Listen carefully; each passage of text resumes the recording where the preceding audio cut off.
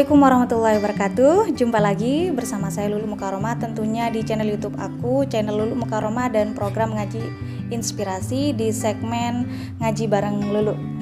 Nah, sekarang saya sedang bersama salah satu ustadz. Dan ustadz ini sebenarnya kakak saya, dan kebetulan sekarang kan Lebaran, beliau mengunjungi kami di sini, mengunjungi Umi juga bersama keluarga sama putra-putranya ke sini. Nah, saya tidak ingin membuang kesempatan, maka saya ingin bertanya kepada kakak saya ini tentang fenomena corona sekarang, tentang apa ya, pendapat-pendapat orang-orang tentang terkait corona, terlebih tentang kenapa masjid ditutup tetapi pasar dibuka. Nah, ini saya pengen mempertanyakan bagaimana pendapatnya dan bagaimana kajian fikih membahas tentang masalah ini. Jadi langsung saja, atau perkenalan dulu sebentar lagi, langsung diperkenalkan sendiri oleh beliau. Jadi gimana Pak? Gimana Kak? Menurut pendapat jenengan terkait pendapat ada sebagian masyarakat mungkin ya yang nggak sebegitu peka terhadap adanya corona, mereka rata-rata mengatakan saya tidak takut corona tapi lebih takut kepada Tuhan. Terus kemudian mereka juga seolah-olah menuntut kenapa pasar dibuka, pabrik dibuka, tetapi musola masjid dihimbau untuk tutup. Gimana menurut pendapat jenengan? Untuk pertanyaan pertama, mengapa orang itu lebih takut kepada corona daripada takut kepada Allah? Yang perlu difahami dulu, orang itu harus memahami takut kepada Allah dengan takut kepada selainnya Allah itu beda. Kalau takut kepada Allah itu artinya semakin dekat kepada Allah, semakin melaksanakan perintah-perintahnya. Kalau takut kepada selainnya Allah itu menghindar. Jangan disamakan takut kepada Allah dengan takut kepada selainnya Allah. Sebab kalau takut kepada Allah kita harus mendekat. Kalau takut selainnya Allah kita harus menjauh. Takut kepada ular ya harus menjauh. Takut kepada penyakit ya harus menjauh. Tapi kalau takut kepada Allah ya harus mendekat. Dan itu tidak bisa dibolak-balik. Itu yang pertama.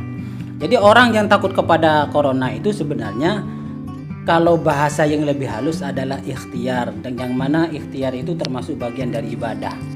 Jadi kalau kita ikhtiar menghindari corona itu adalah ikhtiar ibadah.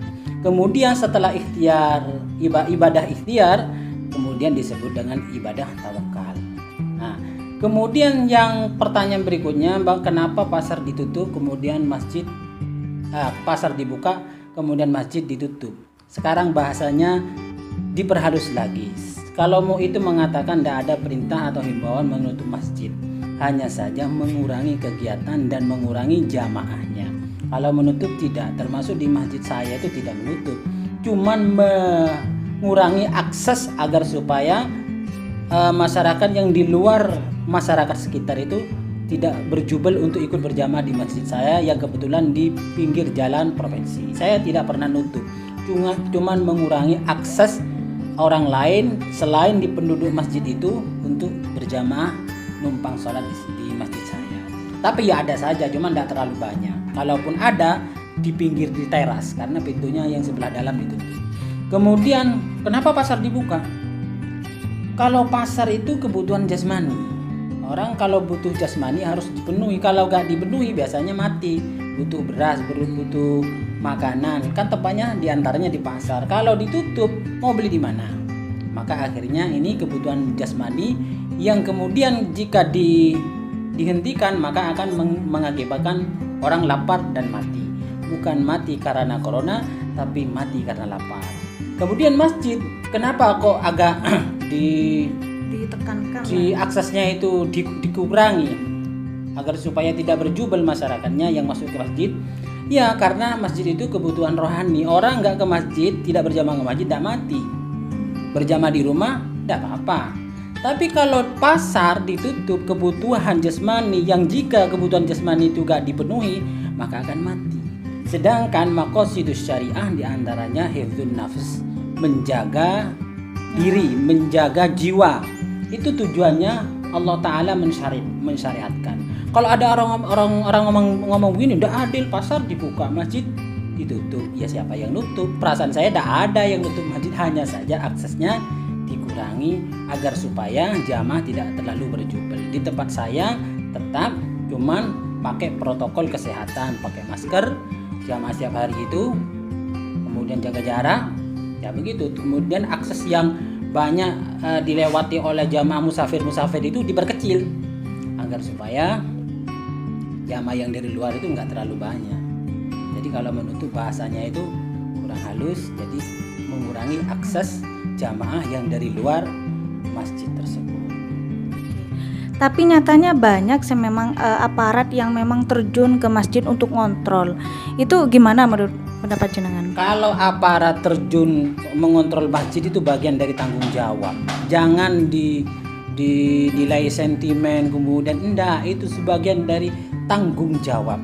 Kemudian karena saya juga secara organisasi di Takmir itu sering juga didatangi Pak Camat, Polres, terus tentara dan lain sebagainya, itu didatangi. Memang mereka itu datang, kita jangan suudzon dulu, mereka itu bertanggung jawab untuk menjaga rakyatnya.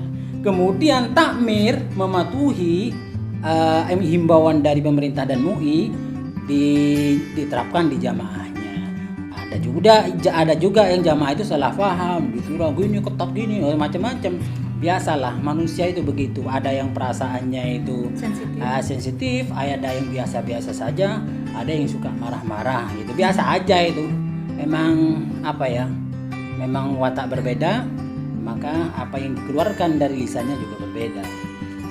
Terakhir, pertanyaan ketiga, bagaimana caranya kalau versinya jenengan untuk memberikan jawaban kepada masyarakat yang memang enggak kok mau kalah sama pemerintah, menutup akses sholat, menutup akses ibadah daripada masalah corona ini. Gimana untuk menasehatinya gitu loh? Untuk menasihati masyarakat itu, ya kalau menasihati ambil saja dari ayat Al-Qur'an, atiullaha wa atiur rasul wa ulil amri minkum.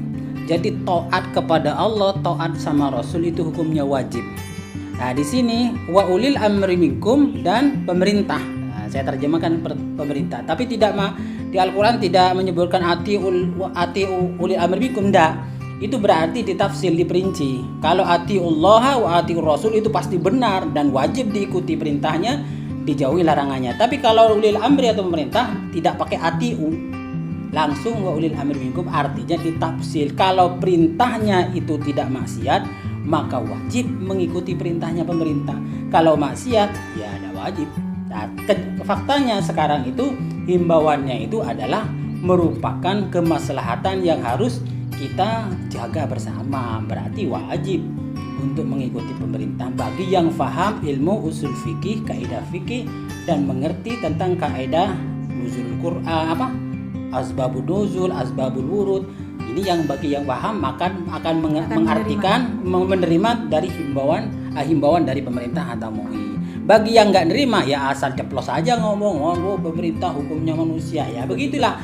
Semakin banyak ngomong sembrono, semakin ketahuan dia bahwa ilmunya tidak begitu mendalam. Mungkin hanya tahu Al-Quran dan terjemahnya saja, tidak tahu maksud yang sebenarnya. Oke, terima kasih. Saya rasa cukup memuaskan ya. Jadi saya menyimpulkan, jadi kenapa kok pasar itu dibuka? Karena pasar itu adalah sumber mata pencarian gitu loh. Nah, ketika kita tidak mendapatkan mata pencarian, maka kita tidak akan mempunyai bahan untuk dimakan sehingga kita mati. Nah, ketika kita mati, maka kita tidak akan bisa beribadah. Jadi itu nggih. Jadi sekian dari saya. Kurang lebihnya mohon maaf agak belepotan karena memang ini dadakan. Terima kasih, jangan lupa subscribe di channel saya Lulu Mukaromah di program Ngaji Inspirasi dan sekarang ini di segmen Ngaji Bareng Lulu. Terima kasih. Wassalamualaikum warahmatullahi wabarakatuh. Waalaikumsalam warahmatullahi wabarakatuh.